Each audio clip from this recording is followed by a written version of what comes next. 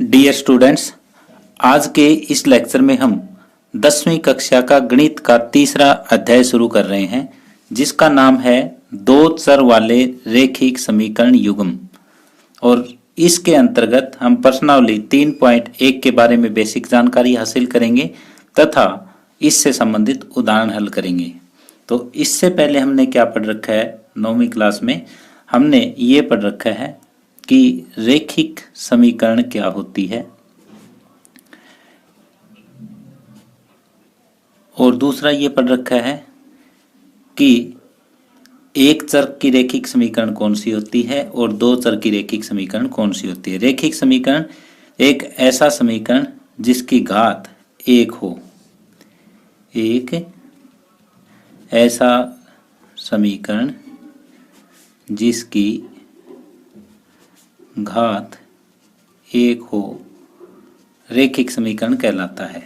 तो यहाँ पे हमने रैखिक समीकरण का मतलब तो सीख लिया कि रैखिक समीकरण क्या है, एक ऐसा समीकरण जिसकी घात एक हो। अब एक आता है कि एक चर का रैखिक समीकरण, एक चर का रैखिक समीकरण कौन सा होता है। एक चर का रैखिक समीकरण वो होता है कि एक ऐसा रैखिक समीकरण जिसमें एक चर हो। एक चर का रैखिक समीकरण एक ऐसा रैखिक समीकरण जिसमें एक चर हो, जैसे 3x प्लस 4 बराबर 0, 5y बराबर 6। तो ये जो है वो एक चर के रैखिक समीकरण है। तो ये थे एक चर वाले रैखिक समीकरण के उदाहरण। अब दो चर वाले रैखिक समीकरण कौन से होते हैं। दो चर का रैखिक समीकरण, दो चर का जो रैखिक समीकरण होता है तो एक ऐसा समीकरण जिसमें चरों की संख्या दो हो, जैसे 3x प्लस 4y बराबर 7। यहाँ पे x और y दो चर हैं। ये भी कह सकते हो 7u प्लस 3v बराबर -3। तो ये जो है ये क्या हुआ, u और v दो चर हैं और ये दो चर का रैखिक समीकरण है। रैखिक जिसकी घात एक हो। और ये देखो अब आपका ये जो टॉपिक है ये अच्छी तरह से क्लियर हो जाएगा। युग्म का मतलब होता है जोड़ा। दो चर वाले रैखिक समीकरण युग्म। तो दो चर वाले रैखिक समीकरण तो ये होते हैं, और युग्म का मतलब जोड़ा जो एक ही वेरिएबल के अंदर हो। जिस तरह से 3x प्लस 4y बराबर 7 है, दूसरा जो है वो 4x माइनस 3y बराबर 1। तो एक दो चर का रैखिक समीकरण ये हुआ, एक दो चर का रैखिक समीकरण ये हुआ, और दोनों ये मिलके, ये वाले दोनों मिलके दो चर का रैखिक समीकरण युग्म बन जाता है। तो अब आपको इस चैप्टर का नाम अच्छी तरह से क्लियर हो गया होगा कि दो चर का रैखिक समीकरण युग्म कौन सा होता है। अब मैं एक बार रिपीट कर देता हूं कि रैखिक समीकरण क्या होता है। रैखिक समीकरण एक ऐसा समीकरण होता है जिसकी घात एक हो। अब इस रैखिक समीकरण में एक चर भी हो सकते हैं, दो चर भी हो सकते हैं और दो से अधिक भी हो सकते हैं। तो एक चर का समीकरण जो रैखिक समीकरण है वो हम 9th क्लास में पढ़ के आ चुके। जिस तरह से ये x है ये एक चर है, तो ये एक चर का रैखिक समीकरण है। यहाँ पे y जो है वो एक चर है, तो ये एक चर का रैखिक समीकरण है।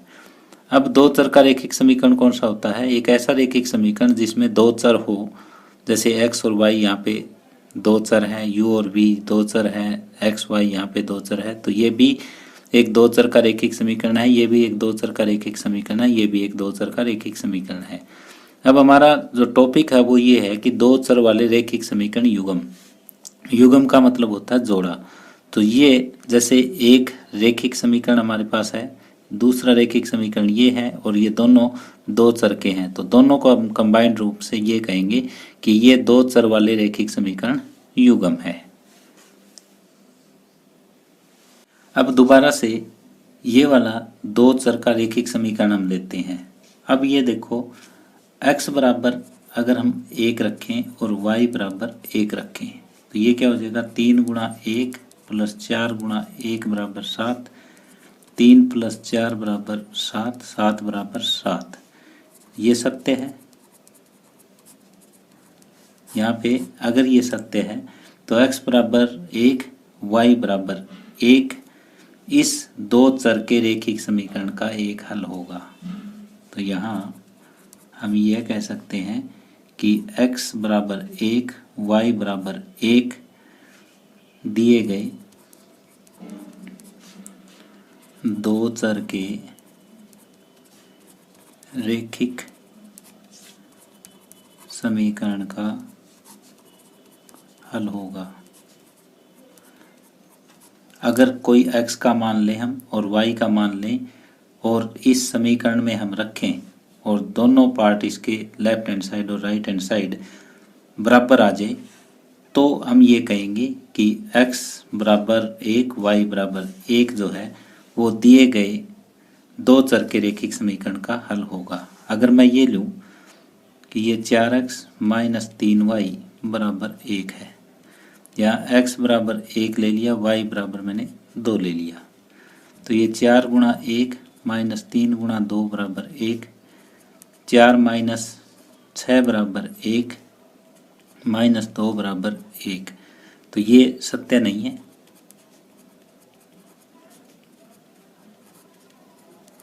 अगर ये सत्य नहीं है तो यहाँ जो x बराबर 1, y बराबर 2 वो दिए गए दो चर के रेखिक समीकरण का हल नहीं है। अगर x का कोई मान हम रखें और y का कोई मान रखें, वो अगर सेटिस्फाई हो जाता है, लेफ्ट हैंड साइड और राइट हैंड साइड बराबर हो जाती है, तो इसका मतलब वो x का मान और y का मान दिए गए दो चर के रेखिक समीकरण का वो हल है। अगर सेटिस्फाई नहीं होता, सत्य नहीं आता, तो इसका मतलब ये है कि वो इस रेखिक समीकरण का हल नहीं है। अब जब आप ग्राफ बनाओगे, नेक्स्ट ये है कि जब आप ग्राफ बनाओगे तो ये जो रेखिक समीकरण है, रेखिक का मतलब एक किस्म से रेखा, तो ये एक रेखा बनेगी ऐसे, यहाँ पे ये रेखा बनेगी। अब जो है वो रेखा किसी टाइप से भी बन सकती है। अब मैंने ये मान लिया कि 3x प्लस 4y बराबर 7 इस रेखा का मान है, 3x प्लस 4y बराबर 7 मैंने मान लिया कि ये वाली रेखा है। तो अब एक एक जो है वो इसके ऊपर लाई करेगा क्योंकि ये सेटिस्फाई है। एक एक जो है वो इस रेखा के ऊपर होगा। अब मैंने ये दूसरा ये वाला ग्राफ लिया और यहाँ पे 4x माइनस 3y, जैसे 4x माइनस 3y मैंने वैसे ही मान ली। ये रेखा जो है वो 4x माइनस 3y बराबर 1। ये ज़रूरी नहीं कि यही ग्राफ हो, ग्राफ मैंने वैसे ही मान लिया। ये 3x प्लस 4y बराबर 7 है और इस पे एक एक सेटिस्फाई होता है, तो ये इसके ऊपर होगा। इस रेखा के ऊपर जितने भी बिंदु हैं वो इस समीकरण के हल होंगे। अब ये एक एक जो है ये x बराबर 1, y बराबर 2 यहाँ है, x बराबर 1, y बराबर 2 मैंने मान लिया यहाँ है, और रेखा यहाँ है। ये रेखा पर बिंदु नहीं है। अगर ये रेखा पे बिंदु नहीं है तो ये इस रेखा का हल नहीं है। अगर बिंदु रेखा के ऊपर है तो वो उसका हल है, और बिंदु रेखा के ऊपर नहीं है तो उस रेखिक समीकरण का ये हल नहीं होगा। तो ये मैं उम्मीद करता हूँ कि आपको अच्छी तरह से समझ आ गया होगा कि किसी भी दो चर के रेखिक समीकरण का हल कौन सा होता है और कौन सा नहीं होता, और एक रेखा पर हम उसे किस तरह से दर्शा सकते हैं। नेक्स्ट थोड़ी थ्योरी मैं आपको और करवाता हूँ ताकि आपको प्रश्नों में दिक्कत ही ना हो। तो अब रेखिक युग्म, युग्म का मतलब जोड़ा, रेखिक का मतलब रेखा का। रेखाओं का जोड़ा, दो रेखाएं। तो दो रेखाएं किस टाइप की हो सकती है, जैसे एक रेखा ये होगी, एक ये होगी, ये एक दूसरे को प्रतिच्छेद करती है। तो इन रेखाओं को हम क्या कह सकते हैं, ये प्रतिच्छेदी रेखाएं हैं। या फिर दो रेखाएं किस टाइप की हो सकती है, एक रेखा ये है और दूसरी इसके समांतर है। तो ये जो दो रेखाएं हैं वो समांतर हो सकती है। या फिर तीसरा क्या हो सकता है, एक रेखा ये है और दूसरी रेखा इसके ऊपर ही है, कोई दूसरी रेखा यहाँ इसके ऊपर ही है। तो तीन ही कंडीशन हो सकती है, दोनों रेखाएं एक बिंदु पे प्रतिच्छेद कर सकती है, दोनों रेखाएं समांतर हो सकती है, और दोनों रेखाएं परस्पर संपाती हो सकती है, यानी एक दूसरे के ऊपर हो सकती है। तो यहाँ पे रेखिक युग्म के तीन ही प्रकार हो सकते हैं, इनके सिवाय नहीं होगा, या तो वो काटेगी या समांतर या एक दूसरे के ऊपर होगी। यहाँ मैं लिख भी देता हूँ ताकि आपको ये परमानेंट याद रह जाए। दो रेखाएं हमें दे रखी है, वो या तो एक बिंदु पे प्रतिच्छेद करती है, या फिर वो दोनों एक दूसरे के समांतर है, या फिर दोनों रेखाएं परस्पर संपाती है। तो ये तीन ही कंडीशन हो सकती है। तो ये तीन कंडीशन हम इस पूरे चैप्टर में डिस्कस करते जाएंगे। अब आगे उदाहरण 1 है, अखिला अपने गांव के मेले में जाती है तथा वहां वह दो खेल खेलना चाहती है। एक तो वह चरखी की सवारी करना चाहती है और दूसरा उपला खेल खेलना चाहती है। देखो अखिला गई मेले में, अखिला कहाँ गई, मेले में। मेले में दो तरह के खेल हैं, कौन कौन से, एक तो चरखी का खेल है और दूसरा जो है वो उपला का खेल है। मेले में वो खेलना चाहती है एक चरखी का खेल, एक उपला का खेल। अभी तक हमें इतना समझ आया है। उसने जितनी बार उपला खेल खेला उससे आधी बार चरखी की सवारी की। उपला जितनी बार खेला उससे आधी बार चरखी की सवारी की। मैं मान लेता हूं कि चरखी की सवारी उसने x बार की और उपला जो है वो कितनी बार खेला, y बार खेला। चरखी की सवारी x बार की और उपला y बार खेला। तो अब यहाँ पे क्या कंडीशन लगी, उसने जितनी बार उपला खेल खेला, जितनी बार उपला खेल खेला उससे आधी बार क्या किया उसने, चरखी का खेल, चरखी की सवारी की उसने।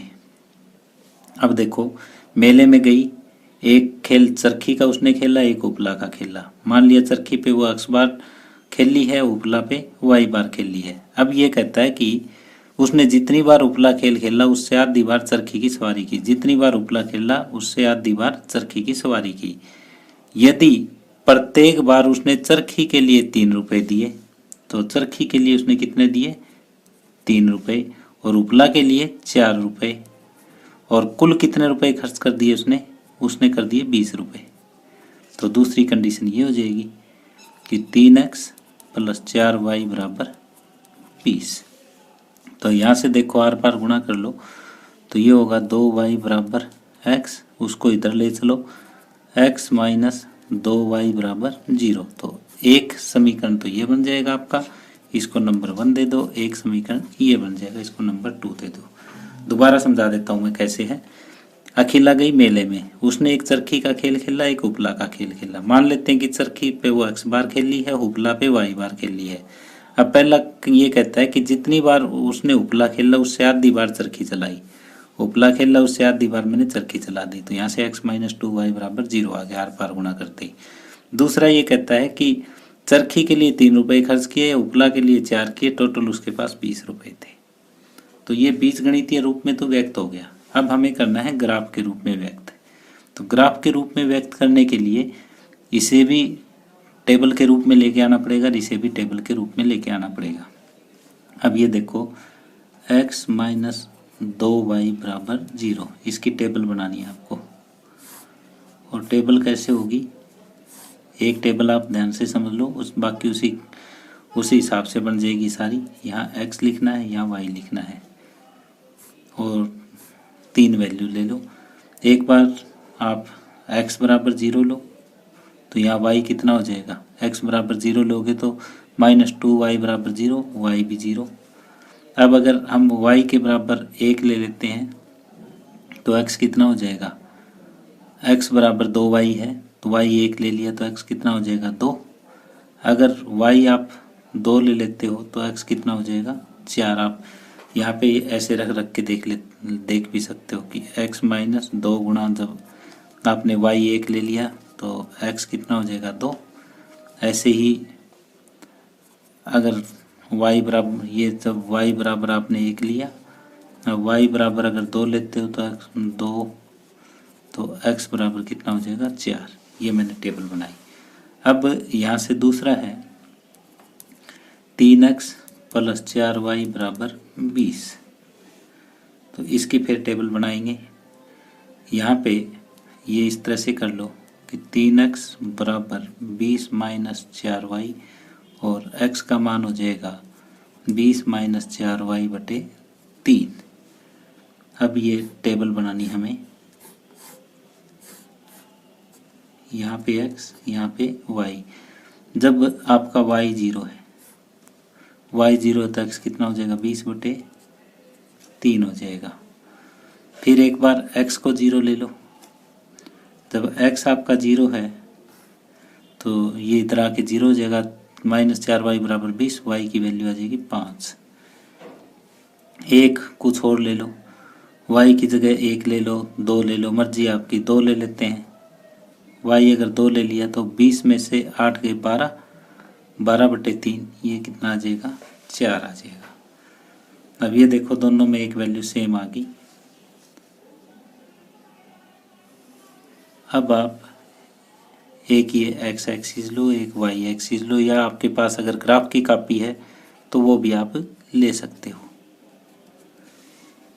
अब इस पे ये 1 2 3 4 5 इधर आ जाएगा -1 -2 -3, ऐसे बढ़ता जाएगा। ऊपर 1 2 3 4 5, नीचे -1 -2 -3 -4 -5।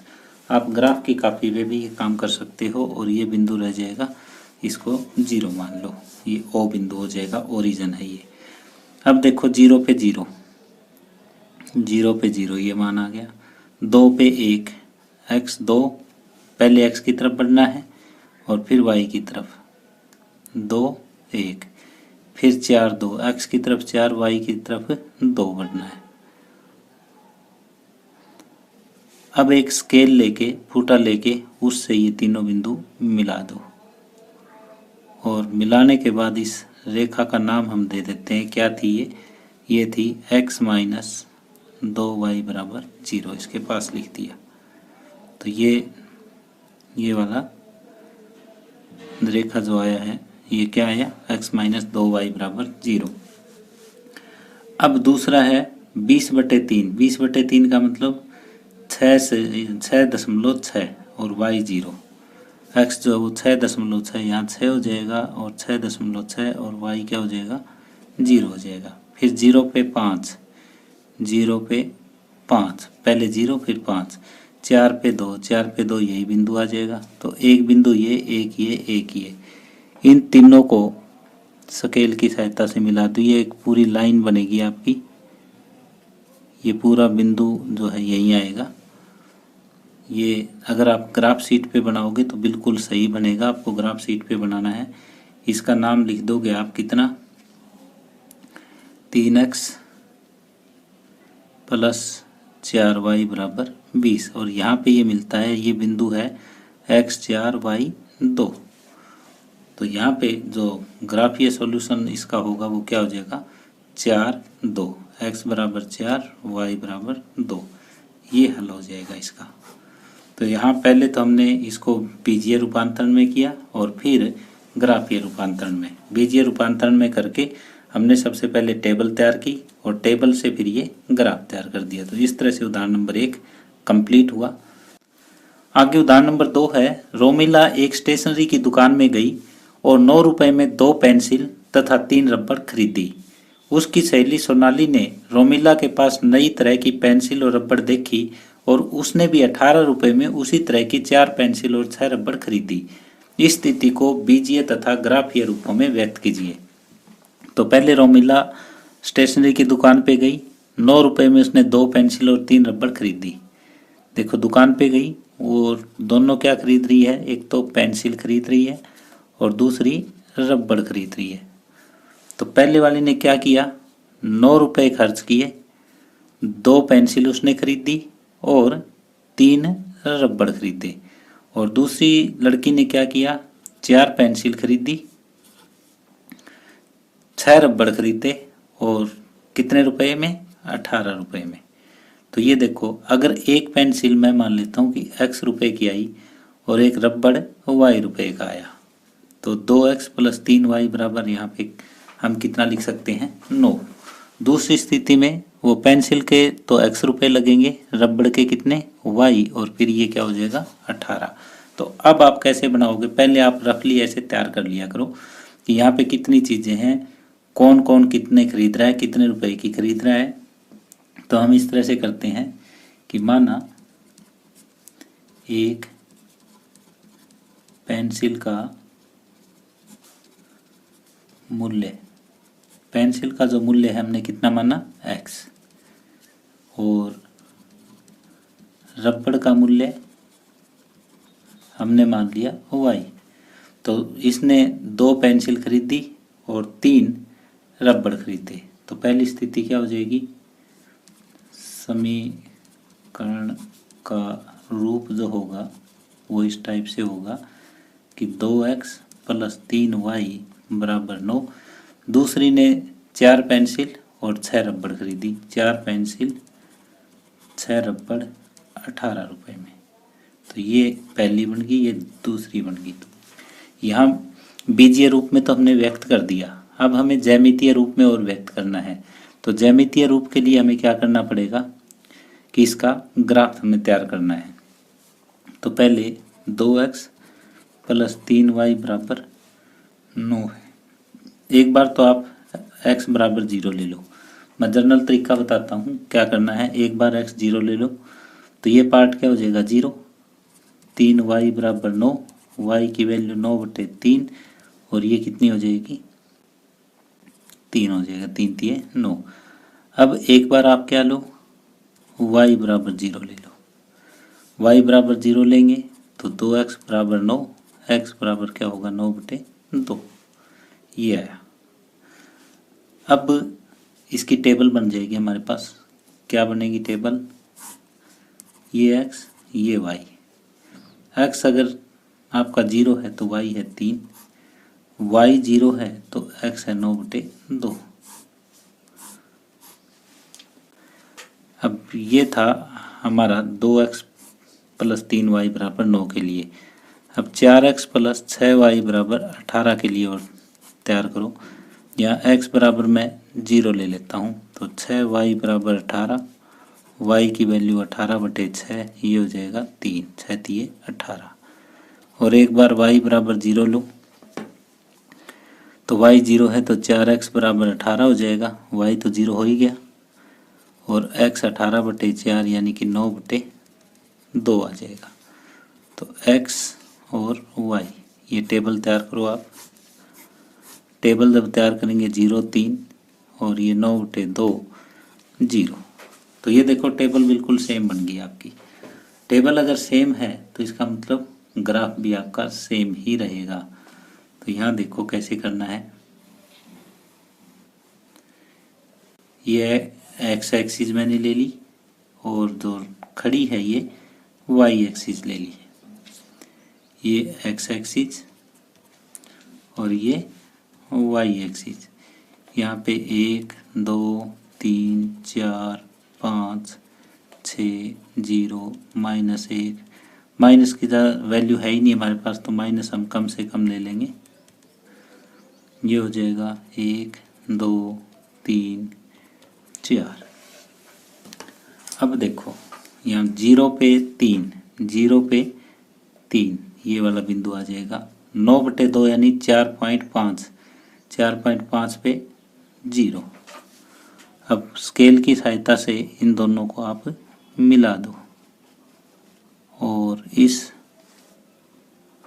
रेखा का नाम लिख दो 2x प्लस 3y बराबर 9 है ये। अब दोबारा से देखो, इसका 0 पे 3 सेम रह गया, 9/2 पे 0 ये भी सेम, तो ये लाइन बिल्कुल इस दूसरी के ऊपर आ जाएगी, तो ये थोड़ी सी डार्क हो जाएगी और इसका नाम हम क्या दे देंगे 4x प्लस 6y बराबर 18। तो यहाँ पे जो दोनों रेखाएं हैं वो समपाती है। तो आप ये ग्राफ शीट पे तैयार करोगे, एग्जाम में भी आपको ग्राफ शीट मिलेगी, तो इसलिए आप ग्राफ शीट पे तैयार करना स्टार्ट कर दें इसको। तो इस तरह से उदाहरण नंबर 2 कंप्लीट हुआ। तो इनमें क्या करना है, इस एक्सरसाइज के जितने भी उदाहरण हैं उनमें सबसे पहले तो आप ये देखो कि पूरे क्वेश्चन को बीजीय रूप में व्यक्त करो। बीजीय रूप में व्यक्त करके जब उसको ग्राफीय रूप में व्यक्त करना है तो सबसे पहले ये सारणी बनाओ, सारणी बना के और फिर ग्राफीय रूप में उसको व्यक्त कर दो।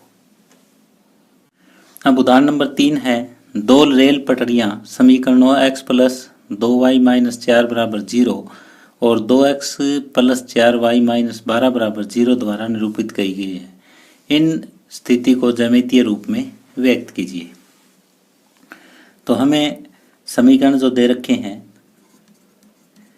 दिए गए समीकरण जो है वो कौन कौन से हैं, वो है x प्लस 2y माइनस 4 बराबर 0 और 2x प्लस 4y माइनस 12 बराबर 0, ये दे रखे हैं। इनको ग्राफीय रूप में हमें व्यक्त करना है। ज्यामितीय रूप या ग्राफीय रूप एक ही होता है। तो पहले ये लो x प्लस 2y, इसको बराबर हम 4 ले लेते हैं। टेबल बनाएंगे तो उस टाइम एक बार x बराबर 0 लिखो, तो ये क्या होगा 2y बराबर 4, y बराबर 4/2 और y की वैल्यू आ जाएगी 2, यानी y कितना आ जाएगा 2। अब y को आप 0 लिखो, y जब 0 लिखा जाएगा तो x बराबर कितना हो जाएगा, ये पार्ट तो 0 हो जाएगा, x बराबर 4। जैसे सबसे पहले हमने ये वाला समीकरण लिया था। अब दूसरा समीकरण 2x प्लस 4y बराबर 12 लिख सकते हैं। यहाँ पे आप x बराबर 0 लिखो, एक बार x बराबर 0 लिखना है, एक बार y बराबर 0 लिखना है। जब x बराबर 0 लिखोगे तो 4y बराबर 12 और y की वैल्यू कितनी हो जाएगी 12/4, यानी y जो होगा वो 3 हो जाएगा। जब x 0 है तो y कितना हो जाएगा 3। अब y को 0 लिखो, y 0 यहाँ पे हो जाएगा तो 2x बराबर 12 और x बराबर 12/2 और x की वैल्यू आ जाएगी 6। इस समीकरण में जब x 0 है तो y 2, टेबल बनाओ x y, x 0 तो y 2, y 0 तो x 4, ये टेबल तैयार हुई। यहाँ से क्या टेबल तैयार हुई हमारे पास, यहाँ से जो टेबल तैयार हुई है वो ये है x 0 तो y 3 और y 0 तो x 6, ये टेबल तैयार हुई। अब हम ग्राफीय रूप में व्यक्त करेंगे, तो आप ग्राफ की कॉपी पे इसे बना लेना, मैं डायरेक्ट आपको समझा रहा हूँ। जैसे हमने यहाँ पे एक ये एक्स एक्सिस ली और ये जो है वाई एक्सिस लिया, ये वाई एक्सिस है, ये एक्स एक्सिस है और यहाँ पे 1 2 3 4 5 6 7 ये ग्राफ की कॉपी पे बने होते खाने, उन पे एक एक लिख देना। -1, माइनस की वैल्यू ज़्यादा नहीं है तो आप ज़्यादा मत लिखो। 1 2 3 4 5। अब हमें क्या करना है, x प्लस 2y बराबर 4 का ग्राफ तैयार करना है। x 0 तो y 2, x 0 तो y 2, ये आ जाएगा। x 4 तो y 0। अब स्केल की सहायता से आप इसे मिला सकते हैं। तो स्केल की सहायता से मैं आपको मिला के दिखा देता हूँ कैसे। स्केल की सहायता से ऐसे आप स्केल लोगे और इसको मिला दोगे दोनों बिंदुओं को, ऐसे आपको मिलाना है। अब इस रेखा पे आप नाम लिखोगे x प्लस 2y बराबर 4। अब दूसरा समीकरण देखो, x बराबर 0 y बराबर 3, x बराबर 0 y बराबर 3, ये हो जाएगा। अब x बराबर 6 y बराबर 0, ये होगा। तो इनको भी हम स्केल की सहायता से ऐसे मिला देंगे।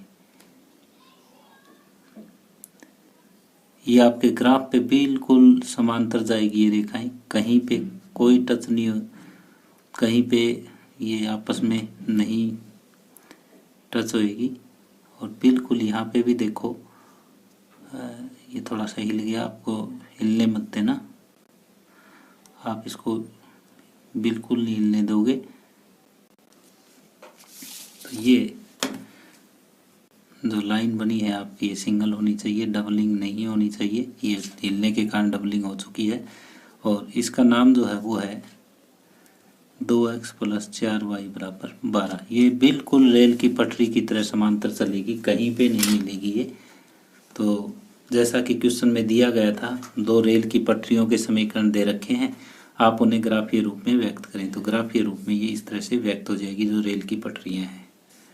तो यहाँ पे आपने सबसे पहले क्या किया, सबसे पहले ये सारणियाँ बनाई। ये जो सारणी थी ये x प्लस 2y बराबर 4 की थी, और ये जो सारणी है ये 2x प्लस 4y बराबर 12 की बनी थी। इन दोनों सारणियों की सहायता से ये हमने ग्राफ तैयार कर दिया। तो हमने यहाँ पे 3 उदाहरण डिस्कस किए हैं। जो पहला उदाहरण डिस्कस किया तो उसमें 2 ऐसी रेखाएं थी जो एक दूसरे को एक बिंदु पे प्रतिच्छेद कर रही थी। ये हमने उदाहरण नंबर 1 में सीखा। ग्राफ बनाया, ग्राफ में जो है वो 2 रेखाएं एक दूसरे को एक बिंदु पे प्रतिच्छेद कर रही थी। फिर हमने उदाहरण नंबर 2 देखा।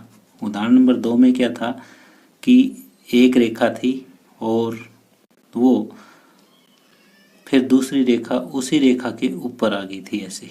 तो ये यहाँ पे संपाती थी, यहाँ प्रतिच्छेदी थी रेखाएं, और यहाँ संपाती थी। और उदाहरण नंबर 3 में क्या है, जैसे एक दूसरी के समांतर है। तो ये 3 कंडीशन थी, 3 तरह के उदाहरण आपकी बुक में ये दे रखे थे, और तीनों मैंने आपके साथ ये डिस्कस किए हैं। यदि आपने ध्यान ना दिया हो तो एक बार वीडियो को रिवर्स करके आप फिर दोबारा से उदाहरण नंबर 1, 2 और 3 देख सकते हैं। तो वहाँ पे उदाहरण नंबर 1 में प्रतिच्छेदी मिलेगी, 2 में संपाती मिलेगी, 3 में समांतर मिलेगी। 3 तो हमारे सामने ही है। डियर स्टूडेंट्स, आज का लेक्चर हम यहीं समाप्त कर रहे हैं। यदि आपको ये वीडियो पसंद आई हो तो प्लीज़ इसे शेयर करें और लाइक करें। यदि आप इस चैनल पे नए हैं या आपने अभी तक इस चैनल को सब्सक्राइब नहीं किया है तो प्लीज़ इसे सब्सक्राइब कर लें। धन्यवाद।